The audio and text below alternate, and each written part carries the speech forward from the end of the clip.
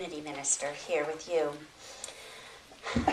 getting to worship here, become part of the congregation, and getting involved with the congregational life. I found this to be a very welcoming congregation.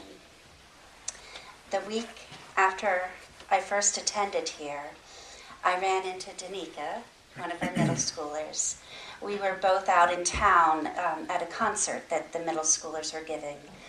Danica and my daughter are about the same age. And I recognized Danica from church, and I said hello. And we spoke a little, and then she warmly extended an invitation to me, saying, "You and Zoe should keep coming to the fellowship. Everybody's welcome." I had been missing my Unitarian Universalist friends and colleagues back in Denver, and it meant a lot to me to have covenant extended to me on behalf of this whole community. I believe that covenant is something that already exists, and we're invited just to step into it, like a river that flows continuously through time. Covenant existed before we arrived, and it will continue on after we've gone. It links us not only to one another who are here and present now, it also links us to those who have come before us and those that will come after us as well.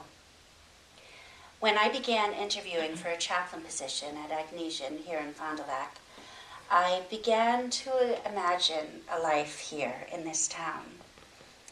I had never been to Wisconsin, much less thought of living here.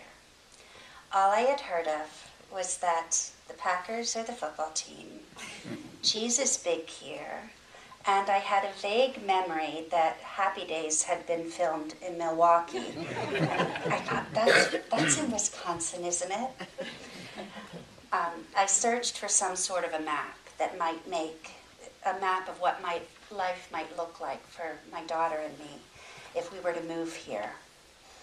The first thing that I did was Google Unitarian Universalist congregation. And there you were, an open circle waiting for me. This covenanted community existed before I had ever heard of Fond du Lac. Am I saying that correctly? I had to ask in my interview when I came out. Knowing that you were here gave me peace of mind, hope that I would have a place where I could belong once I could do certain things like find my way to work without still using a GPS.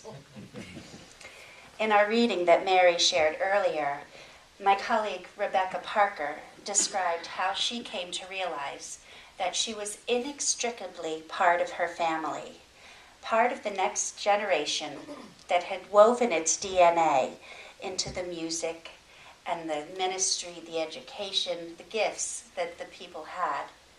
She thought that she had chosen to become all three of those, that she had found something unique about herself that she could use to bless the world. Come to find out, those gifts lived as potential within her cells, just waiting for her to discover them and to make them uniquely hers. Covenant existed before she was born. She just had to open her heart to who she truly was and step into the community of those who exist alongside her, even though she did not yet know about them. This story resonates personally with me. I'm adopted, and my family was more than a little surprised when, at age 24, I told them that I wanted to study theology. I wasn't exactly sure where it came from myself either, but the call was unmistakably in me. Then, a few months after I graduated from seminary, I met my birth father. And come to find out, he had attended seminary himself before I was born. He's the only person I'd ever met who had attended seminary. Had I inherited something on a cellular level that guided me beyond my conscious awareness? Perhaps. As Rebecca Parker suggests, do we inherit covenant before we create it? I think we do. Just like I inherited the existing covenant here at Open Circle before I created my covenant by signing the book with you. I stepped into your circle, and then I pledged my desire to be part of this. And before this precious fellowship was here, the covenant of Unitarian Universalism existed. Our founders, several of whom are still active congregational leaders now, stepped into the covenant of our faith and made manifest its promise here in this town. You may be aware of an ongoing conversation about Open Circle possibly creating some sort of a covenantal relationship with other Unitarian Universalist fellowships in the Fox Valley. Certainly all of us are invited to be part of this conversation. One way of looking at this possibility is that covenant already exists in our shared Unitarian Universalist faith, and the different congregations are exploring whether or not or how to step into a community that can have a wider influence in our area. The promise of covenant already exists. The question remains, do we want to step into it and practice it? Such interdependence is the foundation of our covenantal religion. Peter Morales, the president of the Unitarian Universalist Association and my mentor, has written, "Religion concerns that which links us to one another. Religion is relational because we are relational beings. Radical individualism may have been a liberating force in the more rigid society of the 19th century.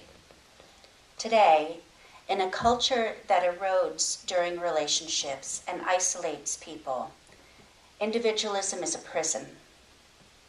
I believe it is the spiritual disease of our time," writes Peter. "Religion is something we practice together. My religion isn't about me, it is about us. It's through the practice of our religion that we create community, that we strengthen the bonds that sustain us, and that we build compassionate connection to a wider world." Peter's vision is an echo of the words of the Reverend Alice Blair Wesley. She writes, "Still another feature of any doctrine of the Church has to do with authentic patterns of cooperation among churches. If a free congregation is a body of persons covenanted to walk together in love, must there not also be a covenant of the churches to walk together in love as churches, so that no congregation becomes only local, that is, too parochial in its concerns, or too isolated to be of help in times of trouble?" The question that she poses is, how ought free churches to be related so that they can help one another? I would extend that to include, how ought our free churches be related so that we can help the wider community, so that we can help make the world a more beautiful and beneficial place for all? We come together into this congregation so that we can do that better than on our own as individuals. What could this look like if we covenanted with other UU groups in the area to do, say, social justice collaboratively in this part of the world together? Covenant connects us with one another, and it also connects us to something that is bigger than us. Covenant goes beyond just the concrete. Its power lies in things unseen and yet deeply felt. The mystery that is the source of life, spirit of life, God, perhaps. Our common values that live in our hearts and guide our actions.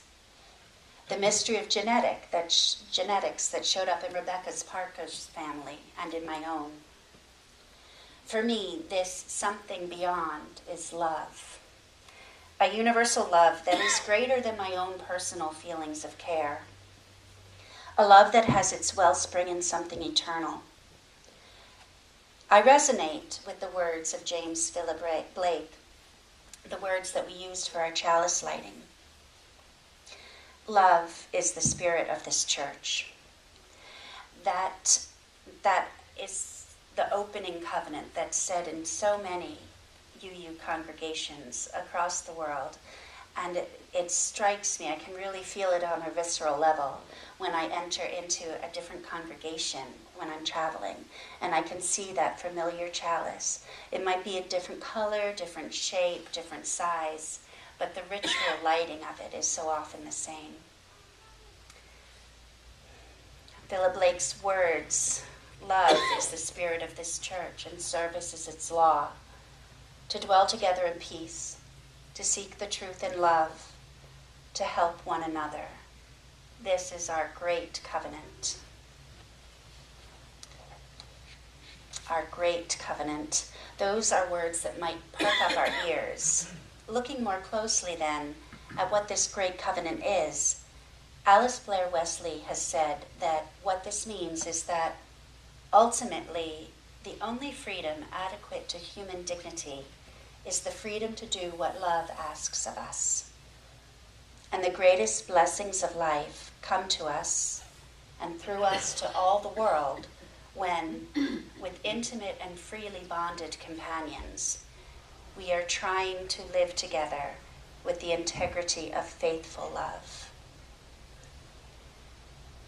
That great covenant of our heritage, then, is that we are trying to live together with faithful love.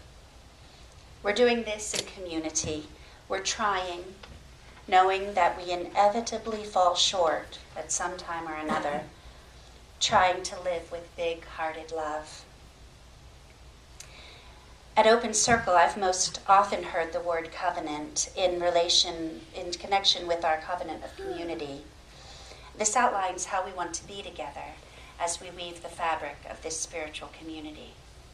And it begins, we the members of Open Circle Unitarian Universalist Fellowship covenant to be a spiritual community where we can bring our hearts, minds, and our deepest convictions, knowing that we will be respected, accepted, and loved.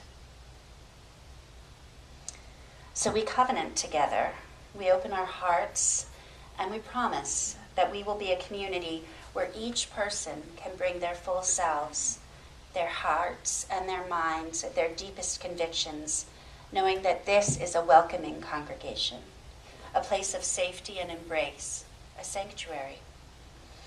And here we know that we will be respected, accepted, and we will be loved.